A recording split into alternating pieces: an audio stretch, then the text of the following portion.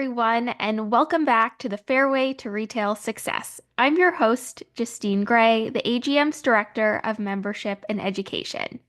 Today, I'm joined by Meghann Butcher, CEO and founder of RepSpark, the leading B2B e-commerce platform for wholesale brands in apparel, footwear, and accessories.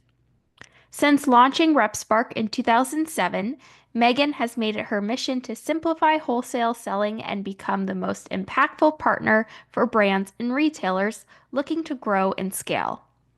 Under her leadership, RepSpark has earned a spot on the Inc. 5000 list 3 years in a row and is trusted by some of the industry's top lifestyle brands for its innovative, customer first approach. In this episode, Meghann will share her career journey, her take on today's biggest wholesale challenges, and how technology and transparency are reshaping the future of vendor retailer partnerships.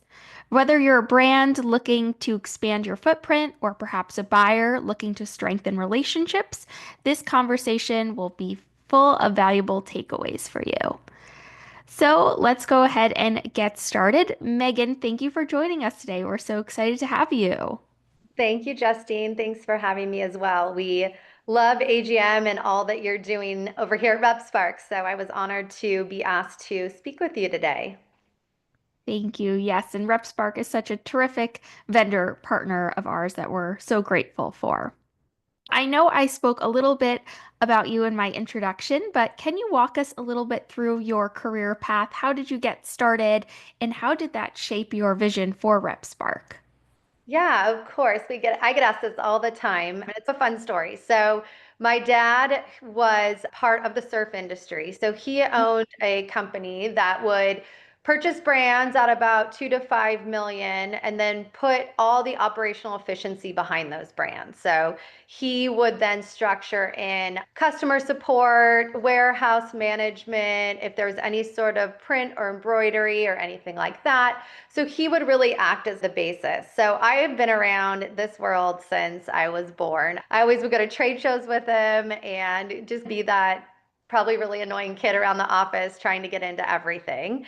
And so this platform was actually built as an in-house tool with a bunch of his companies to really the focus at the beginning was just to help the reps place orders that were proper orders, have access to inventory. And this was, I'm talking like when that was green screens, like so long ago. And what happened was as we know, a lot of reps in the industry are independent retail or independent consultants. And so they came back and said, I love this brand. I'm using it for my footwear brand, but can I have it for my glasses brand or this or that? And so my dad and I looked at each other and he was like, do you want to run with this? Do you think we have a software company? And I don't even think there were like software companies then. This was a long time ago, 20 years ago. So ran with it and just really continued to evolve the platform. As you said in your intro, we always have the mission to be the most impactful partner to both the brands and the retailers. And so the solution has just evolved since then. We went from really focusing on order entry for the sales team. So that's still focus, bread and butter, number one priority. And then that moved out to servicing the retailers so they could log in and place their own orders. We're at the bleeding edge of that at the beginning because reps didn't quite understand. Oh no, you're still going to get your commission. It just makes it easier. And then through COVID, we added digital catalogs and virtual showrooms and then built out the community and the AR hubs. It's just been an evolution with our eye on how can we serve our users the best. Amazing. That's such an incredible story. I love how it was born out of filling a need that you and your family had firsthand exposure to. Exactly. Yeah.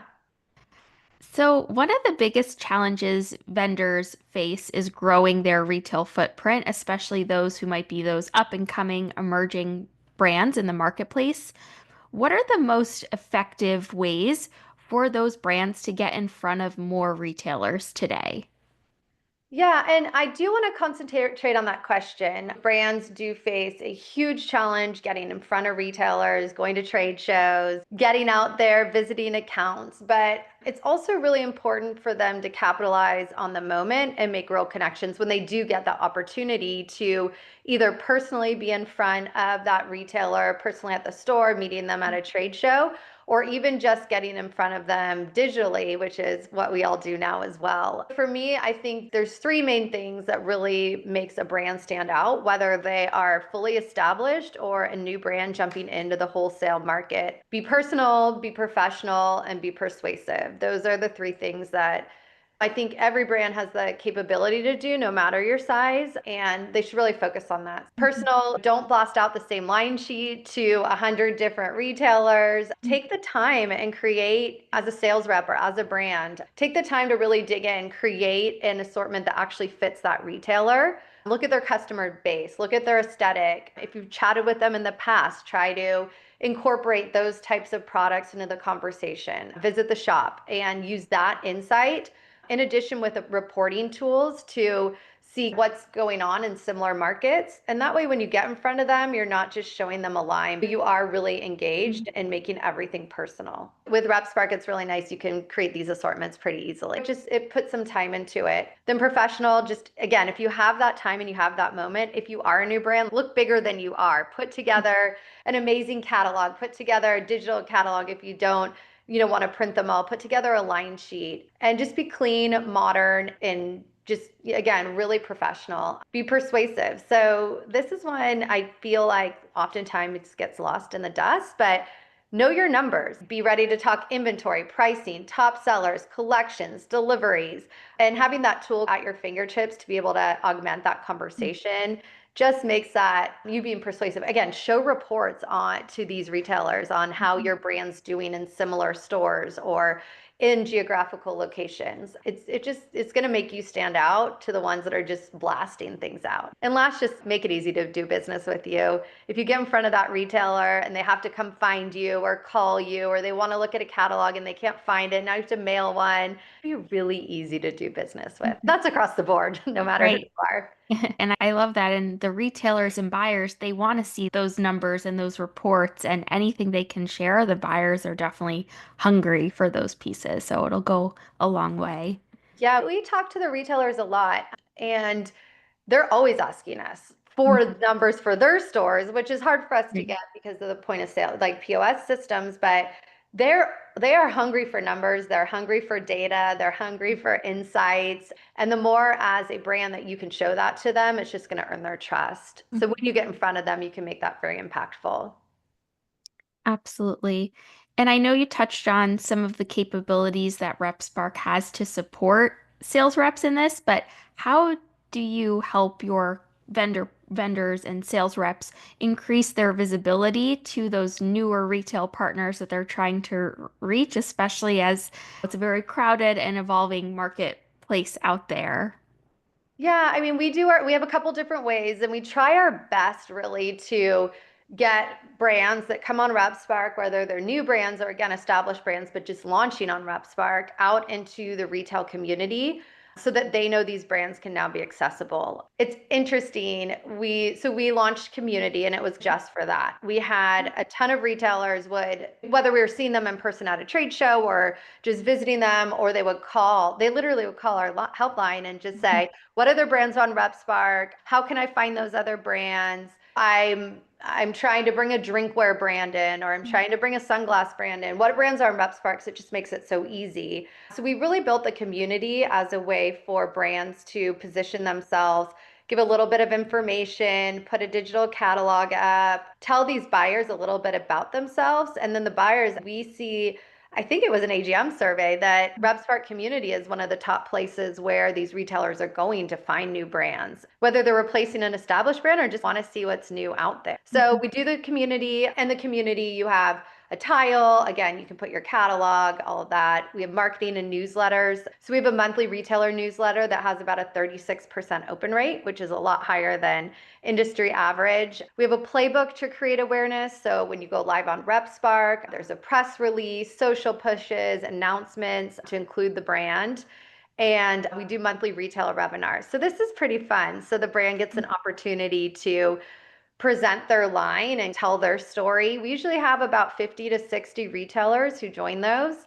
And it's a great way for the brand to, again, tell their story, announce themselves, and talk to 50 captivated retailers who want to hear about their brand. And if anybody has other ideas, we are totally open to them. We are here to help.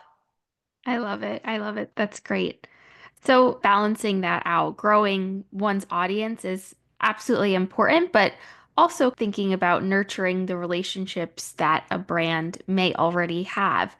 How are you seeing brands successfully strike that balance between expanding their reach, reaching new doors, new retailers, while still serving those existing loyal customers that they have?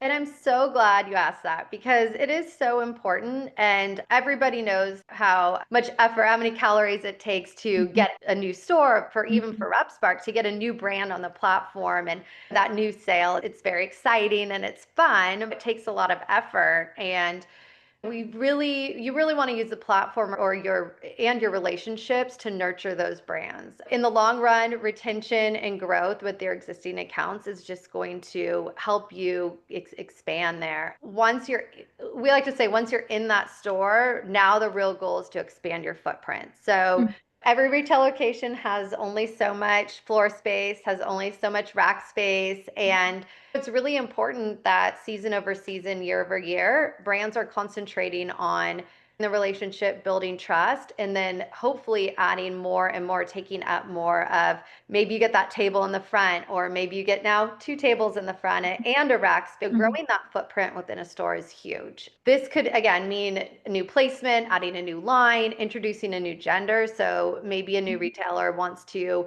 start with a really small subset of the line. So just growing Mhm. that and growing that, or hopefully maybe bringing in a totally new category that they hadn't had before, outerwear or an accessory. There's always room to grow. And it's cool because the expansion sales are, as long as you've proven yourself, your self further is great, you're trustworthy, you deliver when you say you're going to deliver, you are responsive, again, easy to work with.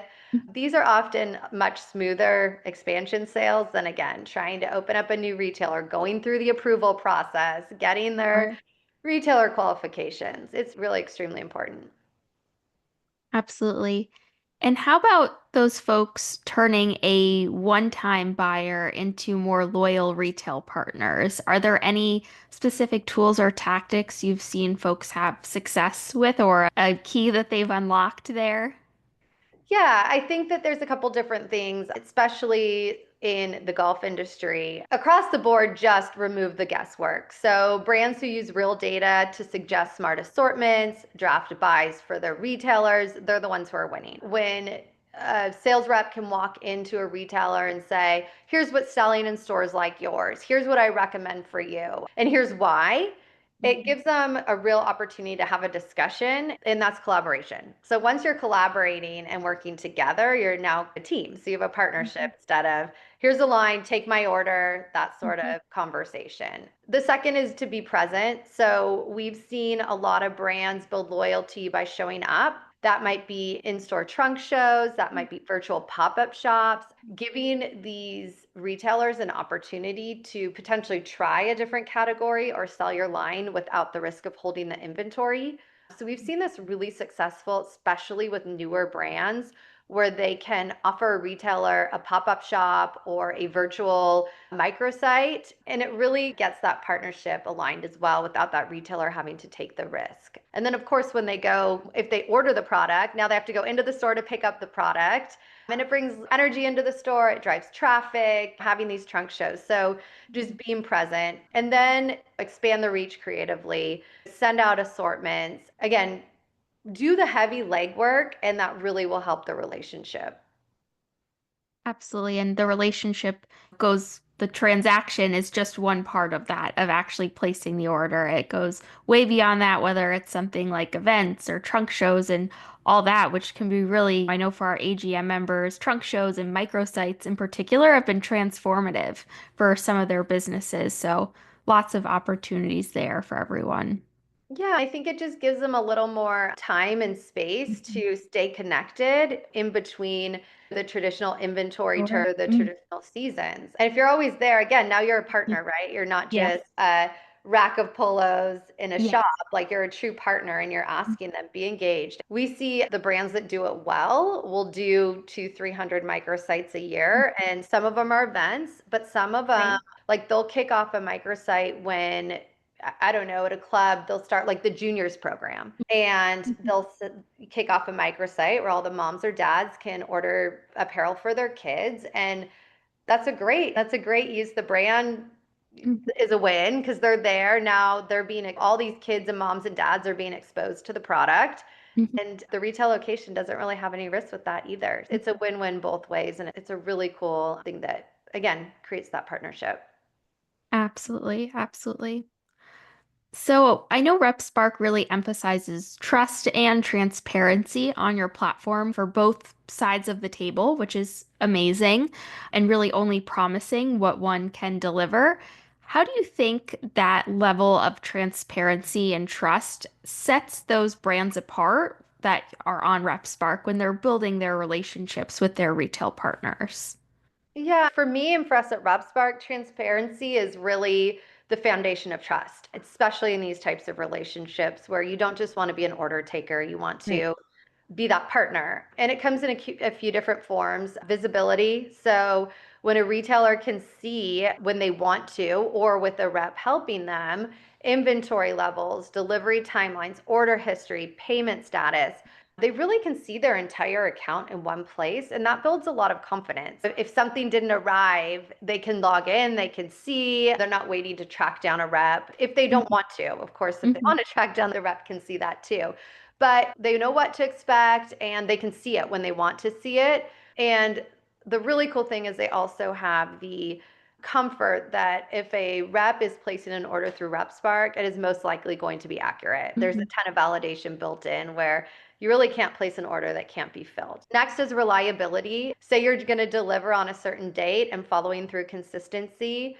That really just becomes your reputation, and then trust grows from there. The worst thing you could do is meet with a retailer, finally open that retailer, make all these promises, and then not deliver on time or have to call back and say, sorry, I overbooked or we're not selling that color anymore, something like that. So just delivering, doing what you say you're going to do. And then the thing that kind of is an overarching umbrella to all of those is communication. Things don't always work perfectly. We know things happen unexpectedly, especially things right now are happening unexpectedly, but be honest and be proactive when something changes. And if you have that partnership with the retailer, they're going to want to work with you. They like you as a brand. You guys are a partner now. You're not just an order taker.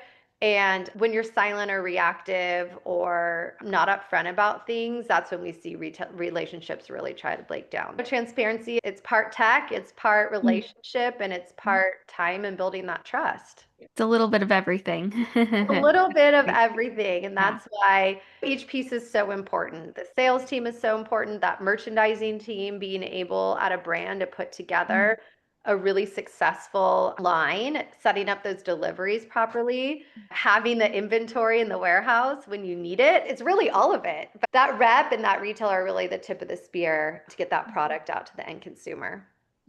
Without a doubt, yes. So, speaking of that, inventory issues or inaccuracies or sold outs can really make or break a relationship. So, how does RepSpark really help their vendors avoid those pitfalls and protect their retailer relationships, which makes for a smoother transaction for both sides of the table? Yeah, it's so true. Inventory issues, order inaccuracies can do serious damage to a brand. And in this space specifically, where you're customizing product, if you are inaccurate in the customization, that product is dead. You Mhm. can't take it back and sell it to someone else. Right. So not only does it not build trust, but it is extremely costly to customize inaccurately. But Right. at the same time, it's trust. Imagine you show up for an event that is at a club and something's wrong on all that product. That just makes the retailer look really, really bad. Yeah. At RepSpark, our platform's built to eliminate blind spots. We give both vendors and the reps real-time visibility. So what's shown to the buyer is exactly what's available, when it can be available. It also has the proper pricing, so it makes sure that each retailer is seeing proper pricing. And if you as a brand have subsets of retailers that can buy certain products, that's all baked in. So Mhm. again, it just really creates that confidence that what is being promised can be delivered. And We also streamline the order process. So just making sure that from order to receiving from the brand to getting fulfilled to then having that visibility back for everyone. It just really catches errors before they happen. You can't Mhm. order incorrect SKUs. There's no unavailable styles. There's no duplicate orders. What gets ordered is what's going to ship. And it's really trying to equip both sides. So not just the brand or the retailer, but together as a team, collaborating. It gives them that clarity that of what they need to operate efficiently. And again, that builds long-term trust and long-term partnerships. Absolutely. And speaking more to the retailer side of things in those transactions, in what ways does RepSpark empower retailers to become better partners to their vendors? So things that might make it easier for them to browse availability, plan, and place their buys with confidence for those brands. Yeah, on the retailer side, again, it's just ease of use. So being able to log in whenever they want, being aware of products that are coming in. A lot of brands use the branded landing page and again, those assortments to really keep the buyers up to date of what's coming, what looks good, what's selling, what are the top sellers. And that way the buyers can be a lot more savvy and selective when they're choosing what's going to be put in their store. They could like again, they can put orders in on their schedule and they can check things on their own. It's really nice to do self-service. I think it's not just about the convenience, but it's about the confidence that the data that they're seeing in the platform is also right. It gives them, again, that confidence to work with that brand and know that kind of what is what you get. Definitely. How important is retailer education in driving things such as reorders or sell-through, and how can brands better support that? Yeah, I think that really educating the retailers on how to look at their product, how to make their buys, how to look at balancing pre-book orders with at-once orders, just really educating the retailers too, and you guys do a great job of it on what it looks like to put collections together and educating retailers on why a certain collection needs all the pieces or all the parts. Just being really, again, interactive and available is a great way that brands can help drive these types of reorders and just make the retailer community more savvy in their orders. Absolutely, especially for perhaps newer buyers or folks maybe newer to the golf industry as well. I think that the education's so important, so key. Yeah, it really is. And it's just like anything, the more you know and the better you can be at something, the more successful you're going to be. So, always being open-minded to grow, always being open-minded to learn more. There are some really talented retailers that are part of AGM and use our platform, and they always have interesting tips and tricks too on what they're doing and how they're using it. And Yeah, so it's always fun because we can always continue to grow to help with that too. without a doubt, yes. Yeah.